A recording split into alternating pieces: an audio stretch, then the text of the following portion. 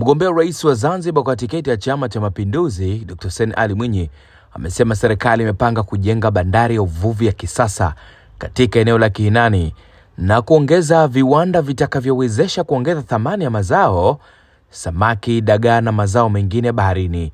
Dr. Mwinyi amesema hayo wakati akizungumza na wajasiriamali, wakulima, bodaboda na wavuvi wa mkoa wa Magharibi A wanaotoka katika uwanja wa mpira Chuini, ikiwa ni mwendelezo wa kampeni zake.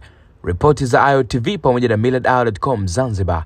Mimi ni Tusaitizidei. Upande wa wavuvi na wakulima wa mwani, natambua kwamba mlitaka tukusaidieni katika kutoa zana za kisasa. Nyinyi ni mashahidi, tumetoa boti nyingi pamoja na mashine zake kwa wavuvi wengi sana. Tumetoa boti kwa wakulima wa mwani pamoja na zana zake, vifaa vinavyotakiwa kwa ukulima wa mwani. Tutaendeleza ujenzi wa masoko ya kisasa ya samaki, tutaendeleza ujenzi wa madiko, na kama ilivyosemwa katika eneo hili la Kihinani, tuna mpango wa kujenga bandari ya uvuvi ya kisasa kabisa. Hivyo tutaongeza na viwanda vya kuongeza thamani katika mazao ya samaki wenyewe, dagaa na mazao mengine ya baharini.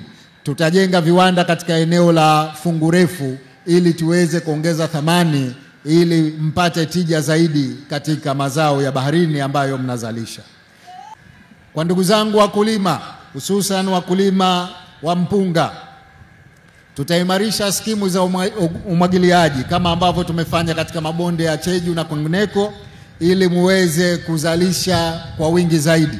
Unapomwagilia unaweza ukazalisha zaidi ya mara moja kwa mwaka, ili muweze kupata tija zaidi, na hata ile kuzalisha kwenyewe, kiwango cha uzalishaji kinakuwa kikubwa ukifanya umwagiliaji. Tutatoa huduma za ugani kwa maana ya kuajiri bwana shamba na mabibi shamba ili watoe mafunzo mazuri ya kufanya kilimo, bila kusahau kwamba mara zote tutakuwa tayari kuhakikisha pembejeo zinafika kwa wakati, ikiwemo mbegu bora, ikiwemo mbolea, ili muweze kuzalisha kwa ufanisi zaidi. Lengo vile vile ni kukupeni mikopo kama wajasiriamali wengine, lakini kukutafutieni masoko ya uhakika kwa kujenga maghala ambayo serikali nayo itakuwa ni mmoja katika wanunuzi wa mpunga katika nchi hii, ili mpate masoko ya uhakika, ili tuweze kuhakikisha tunapunguza gharama za chakula ndani ya nchi yetu.